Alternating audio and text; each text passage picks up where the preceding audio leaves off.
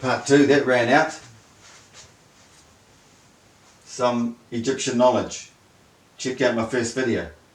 We're talking about the solar eclipses, how the moon comes over the sun, sits on the sun for 2.2 days every month at new moon. We do not see it. And the solar eclipse is over and done within an hour and a half. But every month the moon sits over the sun for 2.2 days, travels around with the sun before it comes out as a new moon. But I've got a bit more work to do on that one because it shows, because everything up in this night sky is a chemical reaction. And if the chemical reaction is actually working on the moon and passing over an hour and a half, it doesn't sort of work in too well with the 2.2 days it's sitting in there. Because there's not much room here to draw it. But we'll draw it in here. This is the moon cycle. There's the sun. It's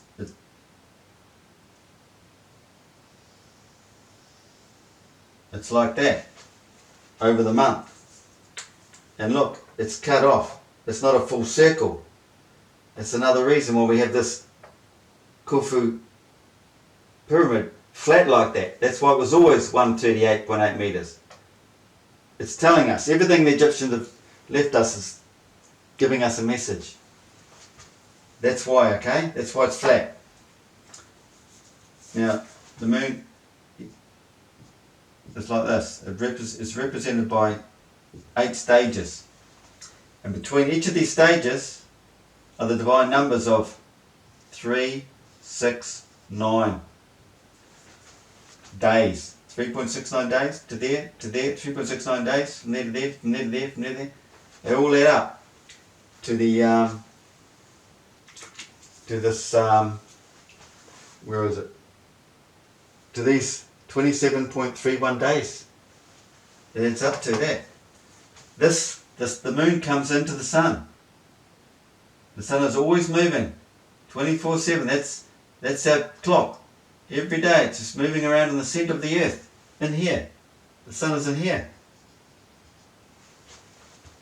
It's in the elliptic. It's a long story. If you want to go into flat earth, follow some of my other videos, but we'll try and stick to this Egyptian stuff here. But the moon goes in there and it sits with the sun and it goes round with the sun for 2.2 days. But the solar eclipse passes over with an hour and a half. So there's 3 entities involved. It's not what science has been telling you. It's not just crossing the elliptic. Ecliptic, I always get those confused, whatever. Anyway, what are we doing? We're up to here. Okay, so there's a trinity involved. The Father, the Mother and the Son. The Father, the Son, the Moon, the Mother and the Sun being Mercury or Venus. At this particular time it was Mercury retrograding in there. But there's also lots of other planets retrograding in there at the same time.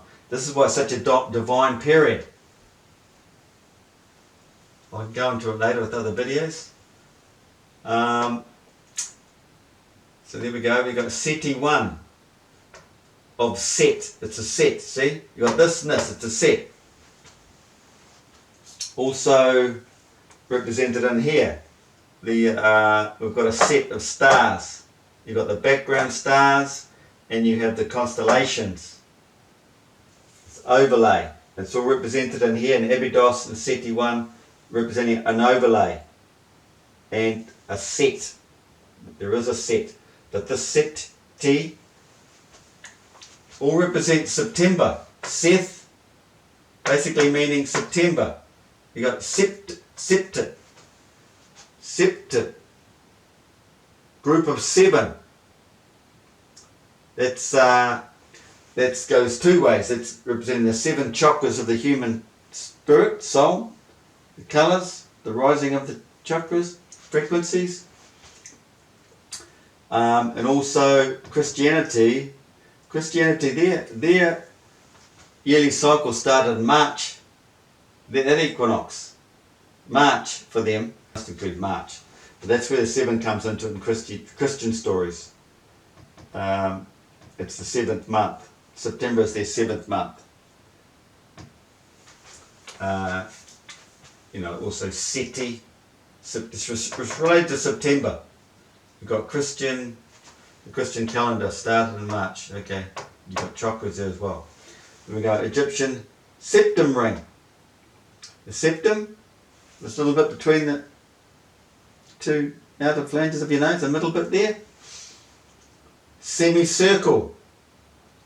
The band. It's Egyptian septum ring.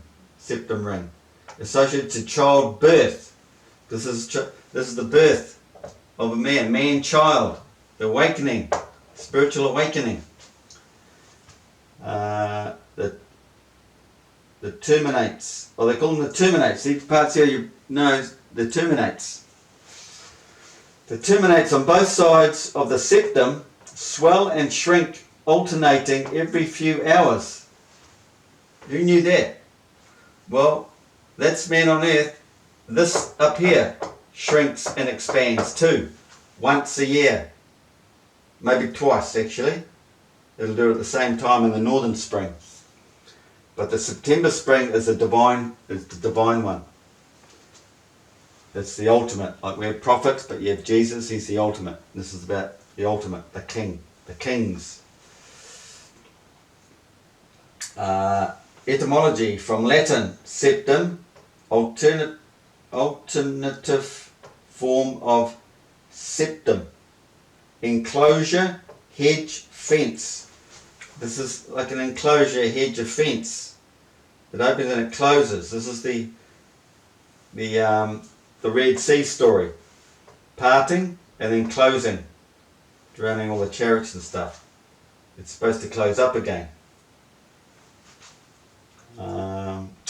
Was scepter. That's this thing here. Power and dominion associated with deities such as Set or Anubis and other pharaohs, usually carried by gods, pharaohs and priests. They're the wise ones that come through at this time of the year, particular time in history where they're woken up and they should rule. Now the scepter here, that represents the magnet. We all know the new magnet from school, the U-shaped horseshoe, the magnetic field of Earth, and this is a part of the human brain. I meant to get the word for it. Starts with C, and it looks like that over the pineal gland region. It's like that. That's what that represents. It's literally like that.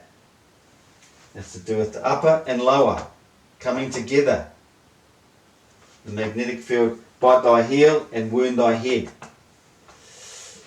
Now, this, I think we've been through it, haven't we? We've gone through this gap. That's the gap. This is the gap where Orion's belt travels round. Through there. This is the divine moment. You've only got 3 days. Well, there's 3 days of that. Tidal motion, the tides go right out and back in, but there's 5 days the moon can give birth on any of these days. 6th, 7th, 8th, 9th, or 10th. And on the 11th is the first day of the new year for the Egyptians back in the day. So you could go, So the 7th day he rested. So the 6th day is the divine day, was the full moon at that degree. Then he rested on the 7th day. Yeah, that's that. Now we go back to Egypt here again. The 4 columns that support Earth. You've heard that story? The flat Earth in the Bible. In astrology there are 4 methods to follow to reading the signs. The zodiac sign, astrology. We have all seen the vertical columns or pillars all over Egypt and all those other surrounding countries actually, Greek, wherever. And we have also seen the large columns that was never lifted. Lying on the ground, we thought something's gone wrong, it broke and they couldn't put it up. No, because these represent the constellations, the zodiacs. There's the one that always stays horizontal. That's the one in the ecliptic, isn't it? Or ecliptic, whatever they call it. The one all the planets go around. It's the ring, what I consider the ring of fire, not the ring around the solar eclipse. I call that the ring of fire. All the planets around that ring. That one sits in there. The others sit in here. You want to know why? Because in here is the Milky Way. Yeah, it's the Milky Way because the sun sits in here. And you'll see constellations down both sides of the Milky Way, don't we? But this passes over us like this. That is south, that is north. South comes up and goes over. We see it go south. And when you see the Milky Way, the constellations are down there, aren't they? And science knows that this constellation sits 60 something degrees in relation to the equator. You got the equator come around here, and you see the constellation come across on a 60-degree angle. We have this. There's your the ecliptic, and then you have the Milky Way crossing it. We see it cross the equator line. You'll see the path of all the planets across the sky at night, and the Milky Way will be at that 63 degrees, I think it is, to that. So do you understand this? The tropics, the magnetic fields come up, and they go down here, and they go back up here. Then they come down this side, through the ground, and up there. In electrical engineering, they understand with the phasing, it causes the positive to go on the opposite. So we've got positive up here, hits the ground surface and goes negative. Then comes back up to be positive again. Weakens as it comes down through the earth, negative, and then back up positive. That's how it works. But we get the strong magnetic field flowing right across here. But we know aeroplanes get into all this turbulence at these precise moments. Science can't deny it, but you get them trying to deny it all the time. But there's so many things, and it's all been proven with the ring magnet as well. That's exactly what happens on a ring magnet. And we've seen it with aeroplanes. Pilots know. You cannot fly. You want to fly across this tropic region, you want to do a direct route. You definitely don't want to go against the magnetic flow, because the magnetic fields flow out and this one flows in. They come in and they meet and go down. They don't actually meet. There's no physical crossing. They're 120 degrees apart. Physics knows this. There's an equation for that. And drawn properly, I've done it in previous videos, this is where we get the yin and yang diagram come into it, because that's what the field's doing, going up and swinging back down and back around like that. The yin and the yang there. And I'm going to read some stuff out of the books here. Egyptian. It's quite interesting. So we'll forget that for now. We'll come over to this. Now this, very interesting. I read this way before I found all this knowledge. Now I'm going to have to go back and read the whole thing, because it's just all the answers are in here. Once you know this, all the answers are here, and also in this, they're all in there. I could read hundreds of pages to prove or show you how all this works. We'll just read a few from these books here now. So you know that this magnetic vortex, it's under pressure, and it creates the voltage, which is the sun. It stays there because it's a closed system. It'll always stay there. That's where the ecliptic is. All the planets go around it. It's always staying there. But over time, the outer, all the stars and everything move up in the vortex, right up, and then they get sucked back down, just like a vortex water. Everything goes up and gets sucked back down the centre. So that moves over time, but the sun will always be there.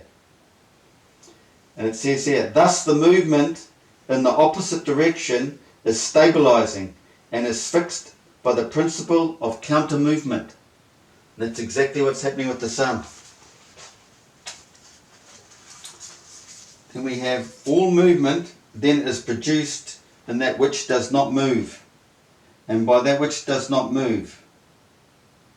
Therefore the movement of the cosmos and of all living material turns out not to arise from what comes from outside the cosmos, but from what is within. Nothing is out there. Everything is in here. Our sun's everything. It's a closed system. It's a magnetic field. We all dwell in here, resonating to frequencies. Flick the switch, everything disappears. As above, so below. We're star children. We have a star up there. We're reflected down here. We only know what we know down here because we have the 5 senses in our brain. That's where we exist. It's all divine stuff. When you understand all this, you understand all religions, and then you start to understand what the mind's capable of. Then you start to appreciate life and know your golden life. And this is all about your golden life. Every man can become a king. This is what I'm getting at. We read some pages out of here. There's plenty to read from. There's hundreds. What is this one? These deepest gods are not yet the very deepest, for they have a father, and Eunice intends to cross over to the father, as it were, from one spiritual plane to another. This is one. This is the connecting, the spiritual enlightenment. The west wall begins with utterance 313, in which the baboon god Babi is commanded to draw back the bolt so that the double doors of the sky open for Eunice. The double doors open for Eunice. Another one. Eunice is no longer at the door to the Akhet, or the door to the sky. He has gone through to the land of the great flood that lies beyond these doors, and there in the Ankhet, the place of transformation and rebirth, he makes the grass green and brings fertility to the fields. This is the story in Christianity where he goes forth and the crops, everything grows, everything works for him.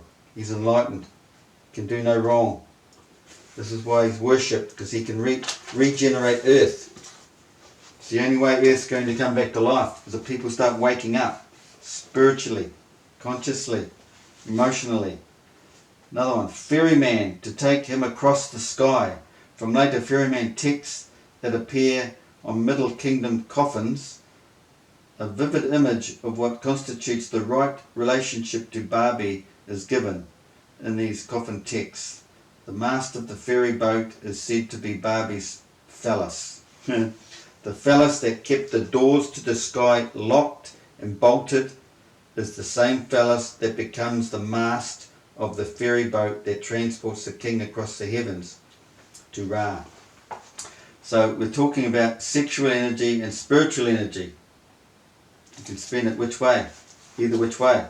It's up to you. Another one. Something involves the living encounter with the spirit world that occurs in a state of consciousness in which the shaman temporarily crosses the threshold of death. But nothing's regarding death. It's all while he's awake. It's a spiritual. It's meditation. It's all about meditation. The yogis know all this, yogoi. Crossing the threshold of death while still alive. But the texts themselves are clearly describing experiences of the living, not the dead. You're right there. Another one. It is that of death and rebirth. Osiris must die in order for Horus to be born. Horus is the reborn Osiris. This is like Abel and Cain. Cain slew Abel. For you to wake up, your old life has to die. That's the death. That's the death and destruction. That's why they make all the religious stories turn out to be sound like they're all scary and doom and gloom and whatever. No, it's just allegory to waking up, leaving your old life behind, your left brain behind, waking up the brain, right side. Another one. The divine human king experiences divinity through unlocking the solar bull energy within himself. So that is experienced as freely that it is experienced is freely accessible to him. In this mystical experience, the king locates himself at the generative source of the divine creative power. Thus he can say to Ra, "It is I who generate you." On the west wall in Utterance 252, he saw Uranus described as a bull of heaven, and subsequently in the Utterance 256, inheriting both earth and heaven. Well, that goes on a bit. Down here, no. Well, there's hundreds I could read. I've just pulled out a few there. But, yeah, so what do you think? All these figures, see? Just, it all makes sense to me. It's just getting it out to other people to try and get them to understand it all. But that's the moon cycle and over the month. There's a new moon in here as it sits on the sun. And it goes around with the sun for 2.2 days before coming back out to there. This is full moon. This is where the solar eclipse occurred at this particular time. And then 17 days later, she gave birth. So you draw the picture like this, and each one of these, even there, all these are 3.6 days. Divine numbers Tesla talks about. And you add them all up, and it comes to the 27.314. And you'll see that it's in here for 2.2 days. It's allowed a little bit here and a little bit there, but 2.2 days in there before it comes out. So there's 2 night sky rotations. Get up there with a good camera and you'll time lapse, star trails. You'll see it. I've been studying it. Down here, the terminates, the sides of your nose, see? Everything's connected to Earth, as above, so below. The eyes, the nose, humans, the brain, 2 spheres of the brain, so they're there or there and there. Just slice it in half. It's just, and the rib story. In Genesis, the ribs, male and female, they're coming together. This divine moment is the man's, it's like the woman's side of the man, where he sheds blood in the brain. And it mixes with the oil, the pituitary gland, oil's in his head, and it flushes through his system, and it wakes him up. And this is the flood in his head. The flood here, you got the flood in the sky, the solar eclipse, you got the flood to the tides. It's always a trinity: tides, sky, man's brain. Yeah. And in here, you've got the sun we see in this area in here. We see the sun in here, don't we? But it's not physical, it's all a projection. It's all in here, we don't see it. And it's projected out here, it becomes real to us out here. It's like a giant electron telescope. And that's how it works. It all works on electrons. Free-flowing electrons. Once the voltage is in here from the sun, the electrons flow and form our magnetic field. Our magnetic field is flowing all the time. That's creating the bubble we live in. We are in here, Midgard, the dielectric within inside the magnetic field. Science knows the magnetic field across the Earth is very weak. They know it's very strong up here, the ionosphere. We cannot get out, nothing can get in. Basically, most of your life has been a lie. They lie to you. If you can understand this, this is a tip of the iceberg. It goes really deep, but it's quite easy to understand.